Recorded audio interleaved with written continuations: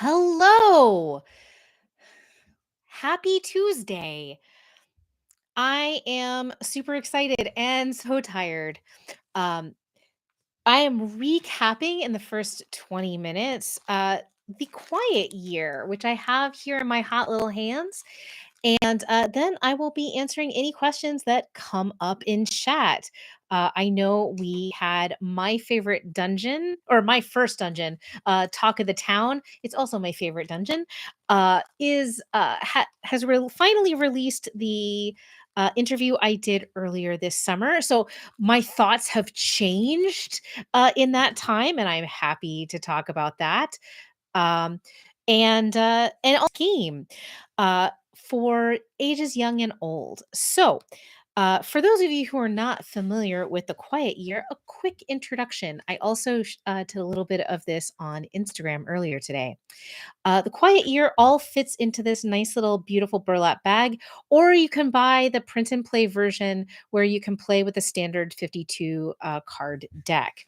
It has quick instructions as well as these kind of purpose built different season cards, which I use about half of the cards for my class for a game that runs over 75 minutes. It runs into the second class, depending on the students and their efficiency and how kind of briskly I keep them to time when we're doing the preparation part. And this time I let them go because I knew we had a second kind of buffer, so that I let them linger in their initial discussions about terrain and putting stuff on the map and discussing abundances and scarcities. They also get these, which are the dice and contempt tokens, little skulls that are used in theory to keep people from talking when it's not their turn. And I can tell you right now, I've run this game for 8 and 9 year olds, and I run this game for full on adults, and everyone has a hard time with the idea that they don't really get to talk outside of their own turn or when there's the official action for a discussion. It's actually one of the really interesting friction points that I think we're going to talk a lot about on Thursday when we talk about the play experience.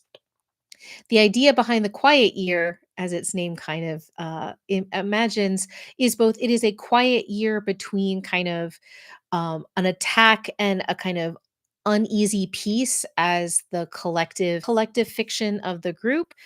And the other quiet part of the quiet year is that uh, each person on their turn takes a card, reads their prompt out loud, and resolves it before then making a decision to either discover something new on the map that they're drawing, start a new project, or hold a discussion. And the idea is that while a person is going through their kind of place moment, their week of the quiet year, the only thing that anyone else can do is pick a contempt token if they don't like what's happening. And discussions are also very highly structured where a person can start with either a question or a statement, and then it goes around and everyone is supposed to say 1 to 2 sentences and no more. And if it started with a question, then the person who started can then speak one more time. And if they just make a declarative statement, they don't get to speak again. These are really hard constraints in every group I've ever run this game with, far more than just about anything else. And this is a game all about constraints. You have one abundance and many scarcities at the start of this game. When I have run this for a Montessori class full of 8 and 9 year olds, there's definitely a kind of inclination to add the additional complexities of, you know, monster chickens and things like that. Grown-ups have the opposite kind of problem solving desire. I only overheard a little bit of the games as I was kind of ensuring folks were not talking on their turns or explaining rules as they kind of came up in play. But it definitely seems like these groups have made challenges for themselves, kind of following the directions that Alder puts forward in the game to never allow the community to rest easy, to always add complications if needed. And that hasn't always been the case when I've run this game. A lot of people kind of fight the idea that they want to kind of solve problems rather than introduce complications. They want to win, they want to succeed. And what the quiet year is quietly suggesting is that no, no, you're trying to tell a story, an interesting story of conflict. And so I'm really excited to see what happens in our kind of resolution on Thursday and our discussion of the play experience. There's also an additional challenge. So I very carefully set up these two decks so that in theory, they would run at exactly the same amount of time. There are seven, both of the play spaces have seven spring cards, six summer cards, including a card that has you discard two other cards, six autumn cards, and all of the winter deck, but the final card that ends the game is in exactly the same place for both groups. And since this is officially a recap for my students, I won't say exactly where in the stack it is.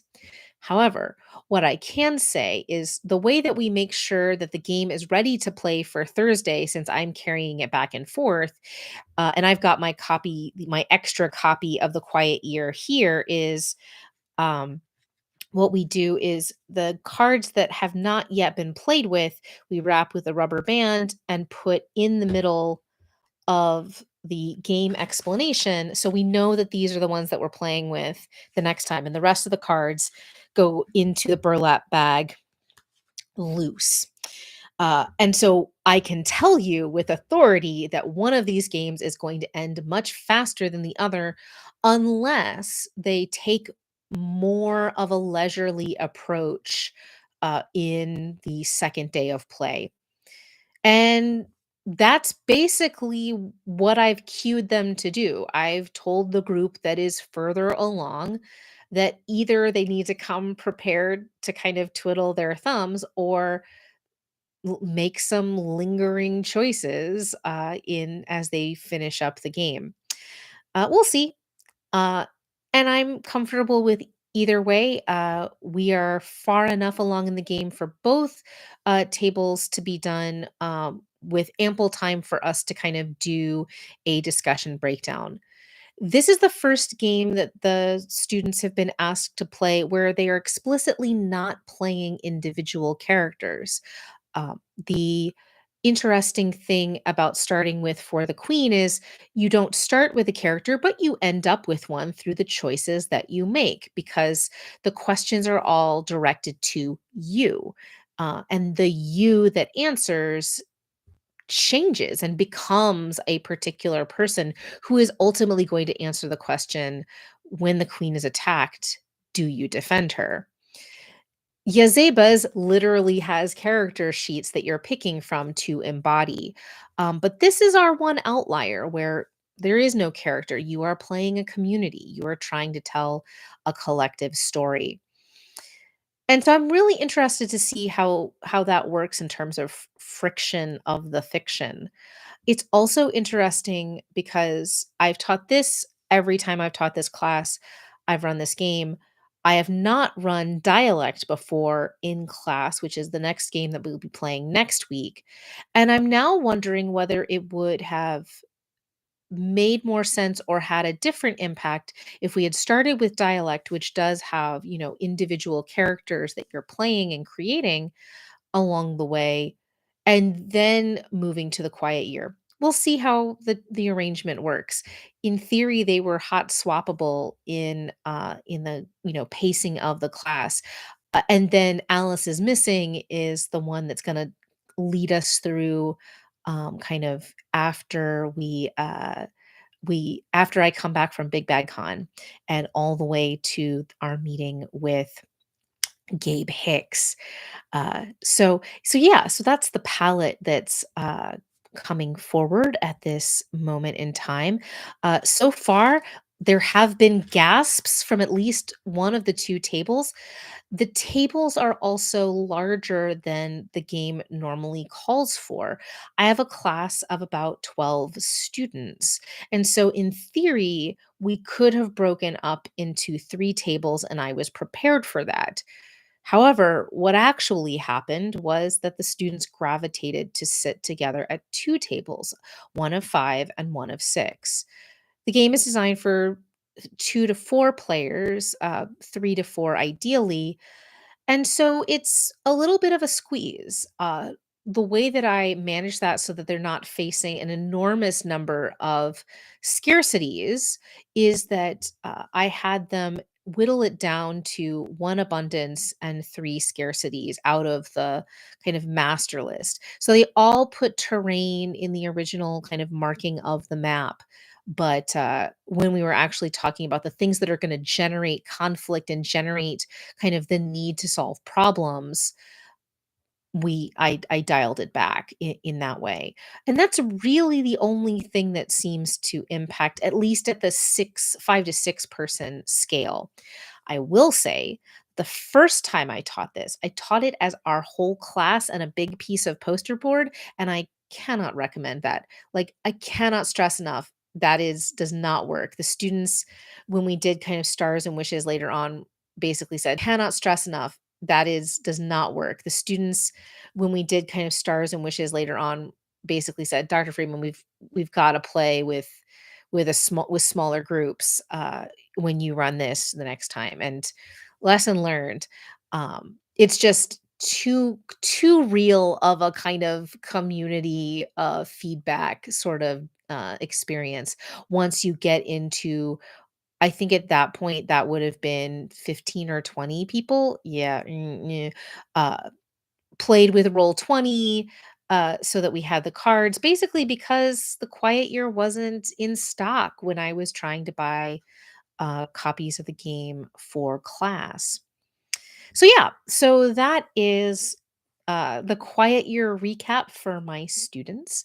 Um, I will kind of briefly mention that we didn't meet here in office hour last Thursday because we had another guest, Ned Donovan, who is, you know, very soon about to become probably a much more well-known figure in the TTR, probably a much more well-known figure in the TTRPG actual play space by virtue of the fact that he is the executive producer and one of the actors involved with Encounter Party, which is the actual play that will be part of the three new shows that are kind of anchoring D&D's Fast TV channel, along with Faster Purple Worm Kill Kill, which is Matthew Lillard's series of one shots. The concept of which is they're all level one players who, in the kind of back half of the episode, face a functionally impossible creature for them to try to tackle. So I don't know that it's a guaranteed TPK, but it's pretty close. And then there's also a kind of Heroes Feast D&D cooking show. So Encounter Party is interesting in the sense that this is the second campaign of what was formerly a podcast. And so now it is a video-based TV show, one that is not officially out. And so all we could talk about is kind of the constraints of what does it mean to produce actual play in different kinds of contexts. Ned is also one of the folks behind the actual play categories as well as the audio drama categories for the New Jersey Web Fest, where I serve as a judge. So we were having a really kind of thoughtful and expansive conversation about what actual play is, what its future can be, and the different sorts of creators in the space who have very different kinds of artistic intentions. And what I really like about the four visitors that are coming to class, Josh Simons from Demi playing first, then Ned, next Gabe Hicks, who's been all over the space, and then Taylor Moore, the production my mastermind behind Worlds Beyond Number, and of course, Fortunate Horse Productions more broadly. And each of them has a very different kind of view of the giant, kind of multi tentacled, many eyed creature that we think of as actual play. And each of them has very different ideas about where it fits in their own careers, where it fits as an art form, why they're drawn to it, why they participate in it, which I think is really interesting, as well as their own positionalities as either game designers or not, and where kind of game systems and mechanics also fit into all of this, which I think is pretty neat. So Ned's visit was also good. Please say good thoughts into the universe. I am touching wood at the moment, in the hopes that our last two guests have similar luck with the kind of, uh, just good weather that we had, which is not something you can always bank on in Auburn, Alabama, in September. So yeah, also other news this week, the Dimension 20 collective that still needs a better name is has had their second planning meeting, and so we are in the thick of writing the proposals. The book proposal has already been written, has already gone to the press, and now we are doing the writing sample, which means writing the introduction and some sample elements of the rest of the book, which is very exciting labor. And I'm really eager to see what the next 6 weeks bring as we do our, you know, initial drafts and then start to write together on top of those drafts. It's a challenge to figure out, how much space do we need for different ideas. Also, this week, my first dungeon has rolled out their interview with me, which was right after I returned from Germany. And a collective of tabletop thinkers, both in academia and out, and some kind of riding the line in between, interested in different ideas in the space, uh, but that was all much on my mind, as was the kind of initial Candela debut that had happened not long before.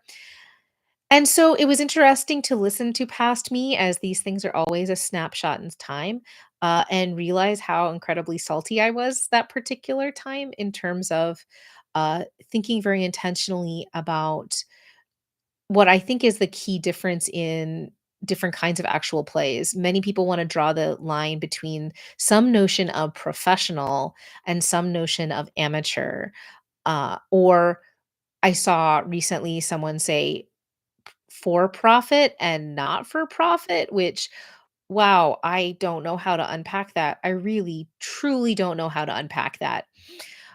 But I think what for me is really the the key distinction, and everything else is just a kind of question of execution, is whether you're thinking about an audience or not. When you sit down, you may forget that audience in many ways, at different points in the process. You may have a state of flow that comes on when you're actually playing.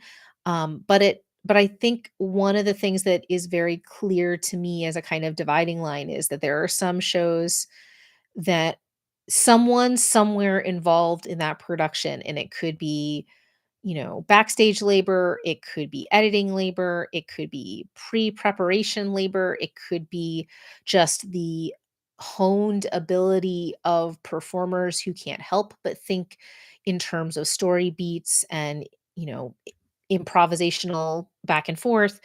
Eh, for however you do it, at some point you've thought about this as something that other people are going to watch, or listen to, or both. And that does not cover 100% of actual play performances. And so I talk a fair amount in that interview about that being the kind of key distinction for me. You may disagree, and I'm really curious to see what folks think about that idea. So far, no one has called for my head, at least that I've seen anywhere on socials. Uh, there's always time to be online is to have someone intensely disagree with you. This is the nature of the beast. So we've reached the 20-minute mark. And so this is the time where, if there are questions, I'm happy to answer them. And if there aren't, then, office hours will close for the day. Um, and there's also exciting things I will say that are coming just while we're talking about Talk of the Table on my first dungeon. It's worth keeping an eye on my first dungeon this week. There's some cool stuff happening uh, that I think is going to be really interesting in terms of experiments. We've been talking. For the last week or so, on socials. I think this started um, with Christian Navarro asking on Twitter, "Hey, what convinces you to follow a new actual play that's produced by people that you like?" And I think it was very interesting. There was like over 100 responses to that, which interestingly became a like referendum on Critical Role, knowing that Christian Navarro had recently guested on it. While I don't think it was a question about Critical Role in any way, shape, or form, or anything that was like Critical Role, it was also interesting the next day. Christian Navarro came back and said, "Thanks, everybody. I've come to the conclusion that uh, batch release of an entire mini series is the way to go." And I'm not certain that anybody made that recommendation.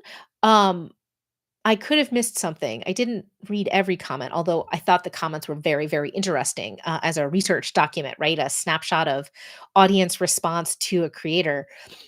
Uh, as far as I know, very few, if any, actual places have ever tried a batch release in quite that way.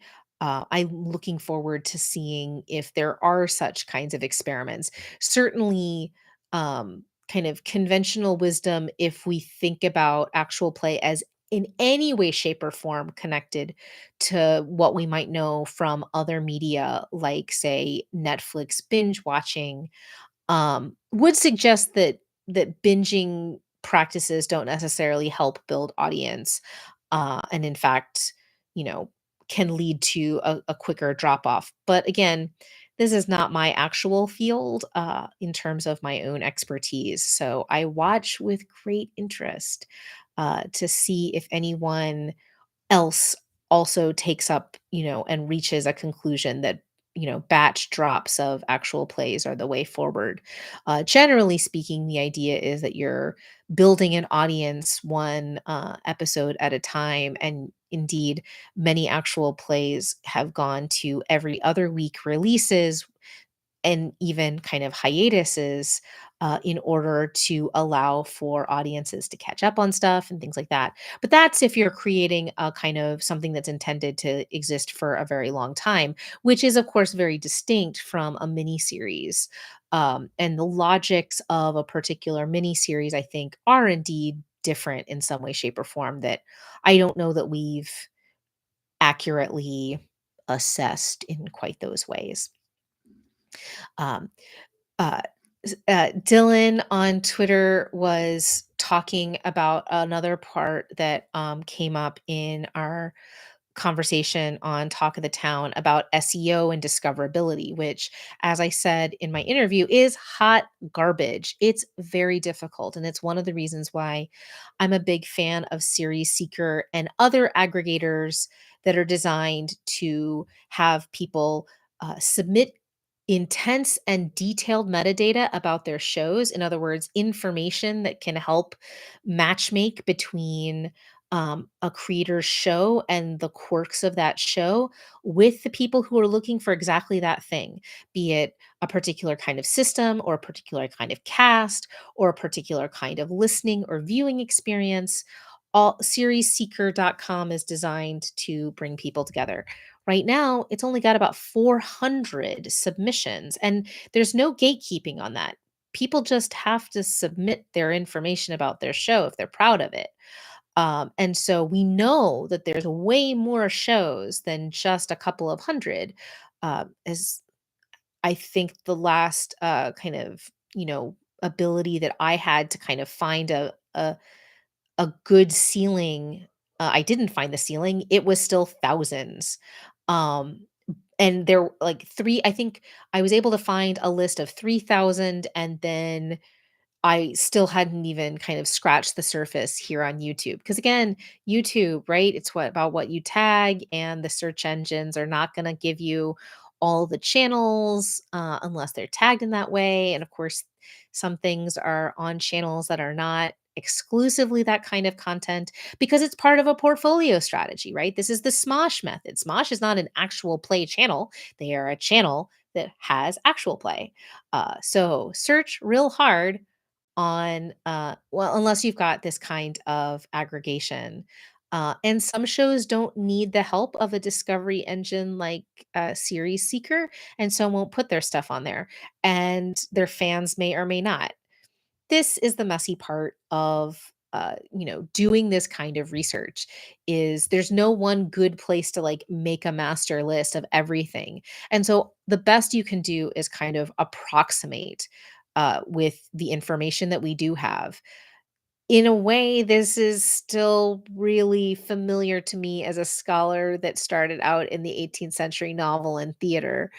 Some things we have extremely well documented, like, for example, the licensed theaters, because everyone had to submit their scripts for censorship. Censorship sucks, but man, does having manuscript copies of every single play that was ever performed and ever hoped to be performed is on the main licensed state affiliated theaters super handy for future researchers, right? Including like the crossouts of what was eliminated for performance. But of course, plays weren't just performed at the licensed theaters, they were also performed in random coffee shops to get around the kind of rules and regulations around straight run theaters. And the records on those theaters are much more difficult or different to navigate in those kinds of ways. So, discoverability in those ways has been a hot mess express as well. So that's also the other kind of thing that came up, on the socials this week is, what do you call your podcast? Is it enough to include something in the description to have it be discoverable, or do you have to be like, blah blah blah, a blah blah blah actual play, including the name of the system that you're playing, so that you can capture the people who are looking for the system, yada yada yada. That gets unwieldy very, very quickly. And I don't have good answers, right? Google is failing us daily. That search engine is only getting worse. And depending on your podcatcher, what they're searching when you type in a search is anybody's guess. Don't get me started on Spotify. If you are listening, or either synchronously or asynchronously, this is why when I put out calls to recommend episodes to me, I ask for links, because the first time I did it, I so often came up against the problem of I would put in very precise search terms and then I would not find the thing that someone had recommended to me, either the individual episode, or there would be duplicates of the very show title itself, or right, like the kind of, you know, knockoff brand kind of name sort of situation. My dear friend here is very proud of his friend who is a performer on Dungeons and Dads, not Dungeons and Daddies, the most popular D&D actual play on Patreon. Dungeons and Dads and bless their hearts, and I mean this in the kind Southern way, not the, like, bitchy Southern way. Bless their hearts, surely, if they had kind of, thought about it a bit, then maybe they would not have picked Dungeons and Dads if they had kind of seen the kind of massive market share of, Dungeons and Daddies. Maybe they knew and they didn't care. Who can say? I have not asked, and this is not a dunk on either of those shows, but just an example of the ways in which, with thousands of shows that are not always aware of each other, especially at the beginning, you get a lot of these kinds of near similarities where you have to either very precisely know the name or something along those lines. Um, and shout out to John Boltana in chat noting that he spent a week of researching names before naming Abraxas Precipice. And indeed, this is something that I come up against as I think about like book titles and even calling this tabletop office hours. There were some other kind of tabletop plus education things that are already around. So I did the best I could with calling this something that was reasonably distinct. But yeah, a lot of the time you come up against at least one or two other things. Shout out to Before Fan Fiction, a book that just came out. uh, really wanted to write a book called Before Fan Fiction, but that's life. And I'm excited to read that book. I think it's going to be really useful. It's not I mean, it's not scooping anything I was writing about hilariously, but it is a different before fan fiction. So that's cool, but also a salutary reminder that this is how all of this stuff works in a media ecology. That you can choose to duplicate a title, or you're really rolling the dice in that way. So yeah, search engine optimization or SEO is something that if you are a member of the ambitious middle, a term that I talked about on Talk of the Table and have talked about elsewhere and will probably talk about to an annoying amount till people's ears start to bleed or something, or someone tells me to stop, that makes a compelling case. But if you're someone who is trying to capture an audience and be found when people get excited about your stuff and want to recommend it to other people, it's worth thinking about, how hard is it going to be to find you, if give yourself the best possibilities, right, of being found if people like of being found if people like what you do and are doing a word of mouth thing. This is why the atom list is really handy, right? It's pretty memorable, and it's I cannot think of another actual play that's anywhere near that title, but now that I think about it, I'm probably jinxing it.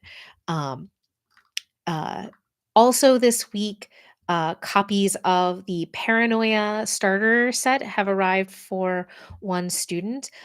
Suburban Consumption of the Monstrous has also arrived after its successful crowdfund, and a beautiful object, and one I totally failed to convince anyone that they really needed to adopt for this semester. Maybe next time.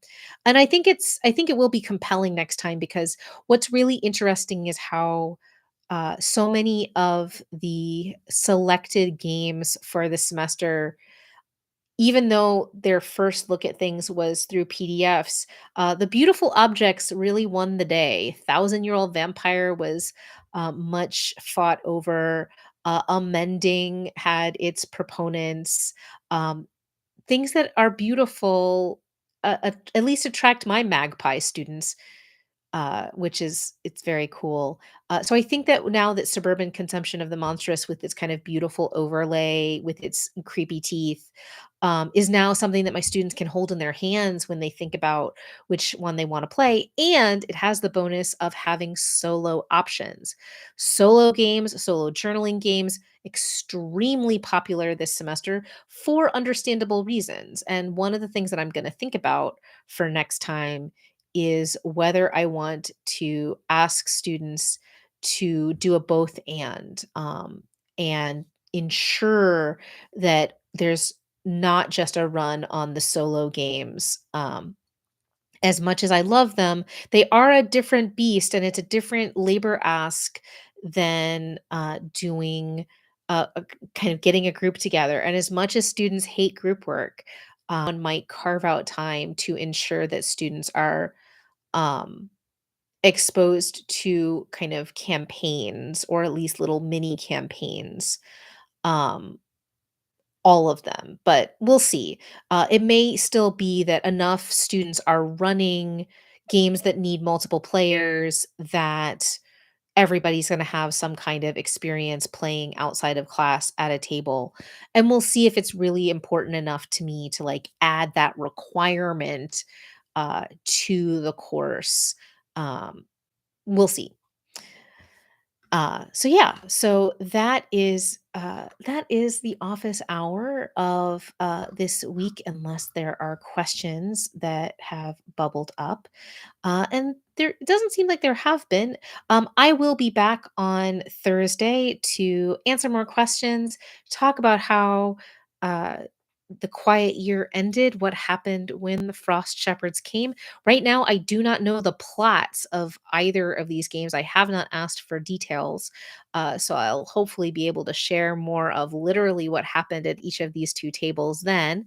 But for now, thank you all very much for being with me in this office half hour and change. And I will talk to y'all on Thursday. Thank you.